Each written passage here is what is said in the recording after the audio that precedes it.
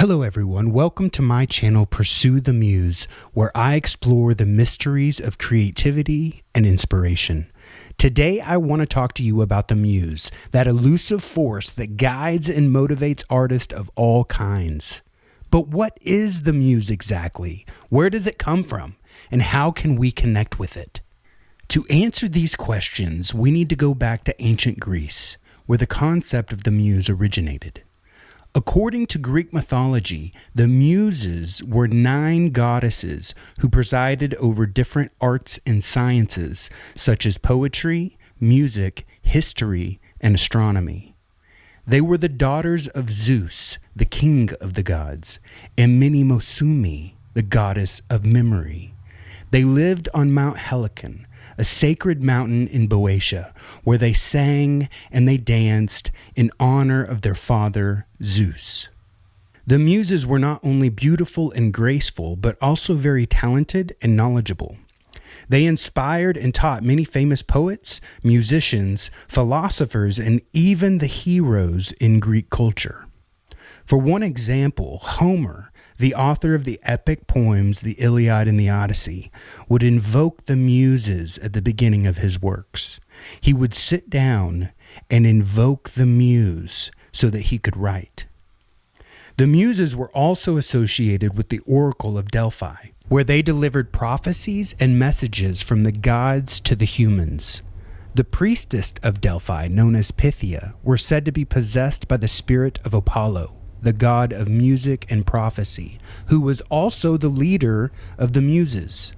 The Pythia would enter a trance-like state and utter cryptic verses that were interpreted by the priest and then given to the kings and the generals. But how does this relate to us today in 2023? Do we still have muses? And if so, how can we find them? How do we invoke the muse? One modern author who has written about this topic is Steven Pressfield.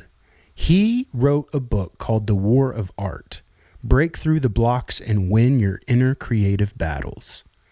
In this book, Pressfield argues that every creative person is faced with a constant struggle between 2 opposing forces: resistance and inspiration. Resistance is anything that prevents us from doing our work, such as fear, doubt, procrastination, distraction, and even self-sabotage. Inspiration, on the other hand, is anything that helps us overcome resistance and do our work. Things such as passion, curiosity, discipline, or courage all come from the muse. Pressfield defines the muse as an intelligent agent that exists apart from ourselves, and it wants us to produce our best work. He thinks that the muse is not a person or a thing, but a force or even a presence.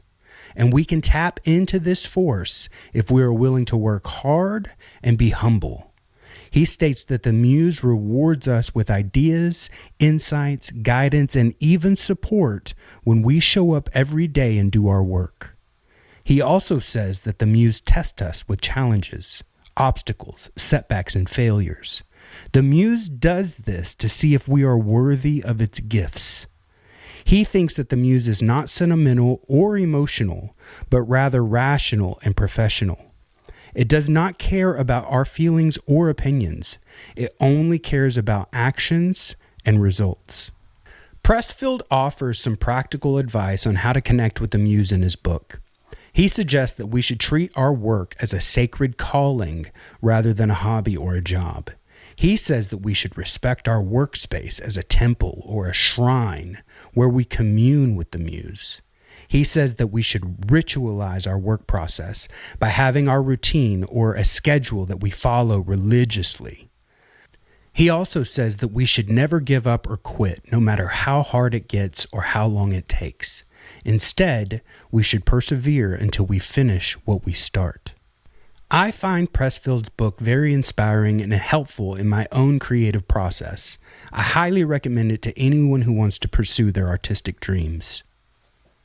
But I also have a confession to make. My creative process is not very consistent or focused. I tend to jump from one interest to another, from one project to another, from one medium to another. I have a hard time sticking to one thing or finishing what I start. I get bored easily or distracted by shiny new things. I have a lot of ideas, but not enough execution. I have a lot of resistance, and sometimes I have to seek out and dig in for inspiration. So what does that mean? I don't have a muse? Or my muse is unfaithful? Am I not worthy of the muse's attention? I don't think so. I think that my muse is just different from Pressfield's muse. I think that my muse is more playful and whimsical rather than rational and professional. I think that my muse likes variety and novelty rather than routine and stability. And I'm okay with that, because I think that the muse is not a fixed or universal concept, but a personal and subjective one. I think that the muse is whatever we need it to be, whenever we need it to be, and wherever we need it to be. But we have to pursue it. Our eyes have to be searching for it. Our ears always listening for its voice. So this is my quest, to pursue the muse, wherever it may take me, to explore the mysteries of creativity and inspiration, and to share my journey and work with you. So here's my invitation. Join me on this quest to pursue your own muse, to explore your own creativity and inspiration. Share your journey with me. We meet in eternal creation. Let's evoke the muse.